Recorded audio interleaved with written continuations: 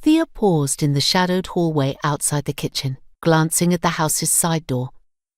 No one in the kitchen could see her from here, and the side door was only a few paces away, almost close enough to touch.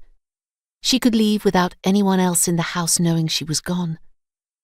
The temptation carried to her feet, and she almost took a step forward towards the door. But it would be rude to just go, and more importantly, unkind to her mother, who was expecting Thea to be at the lunch table. So instead of following her impulse to leave, Thea glanced down to double-check that she'd managed to get all the cat hair off her uniform. Gilbert seemed to have adopted her as his favourite person, and she kept finding finger-length tan and black hairs in her room and on her clothes. Today she'd managed to get rid of all evidence of him, so she squared her shoulders and took the necessary few steps away from the side door and into the kitchen. It was a large room, with shelves and cupboards scattered around walls, dominated by a large fireplace and stove. The centre taken up by a large wooden table with a scarred surface and mismatched chairs. It was normally a place of quiet and peace, unless her mother was trying a new recipe.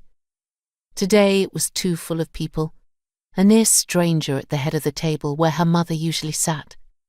Hugh Goddard looked up as she came into the room, an ordinary-looking human male, somewhere in his middle years.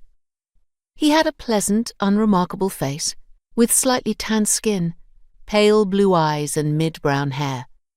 He looked absolutely harmless, but Thea had been wary of him since their first meeting a few weeks before, the instincts that had kept her safe growing up, telling her to be careful. His mild expression slipped for a moment as he saw her. The slips had been happening more and more over the past few days. The veneer of a pleasant, gentle man gradually fading into something more like his sons. The sons, Ivor and David, were settled in chairs on either side of their father. In their late teens, they were not mature enough to have learned how to adopt their father's harmless veneer, and stared at her with flat, pale eyes. They were outwardly as unremarkable as their father, with similar blue eyes and mid-brown hair, although Hugh took care to ensure he was neat and tidy in his appearance. His sons still had some more to learn there. Then again, as far as Thea could tell, neither of them had jobs or any particular skills. She made a point of avoiding them even more than their father. Thea moved to kiss her mother's cheek before settling beside her at the other end of the table. Even sitting, Thea could see the top of her mother's head, the blonde hair piled into a serviceable knot with a few hairpins securing it out of the way. It seemed impossible that so delicate a woman could have produced Thea, who stood taller than most men. They did not look related either. Thea's mother was petite and fair, with vivid blue eyes and silky blonde hair that always seemed to stay in place, while Thea was tall, with dark hair that needed far too many hairpins to secure it, and eyes to match her hair. Her mother looked tired, shadows under her eyes. She was in high demand as an apothecary, and that normally took most of her time. Now she also looked after her unexpected guests. Still, she managed a smile for Thea. "I'm glad you could join us." Thea said nothing, turning her attention to the plate in front of her, trying to suppress a stab of guilt.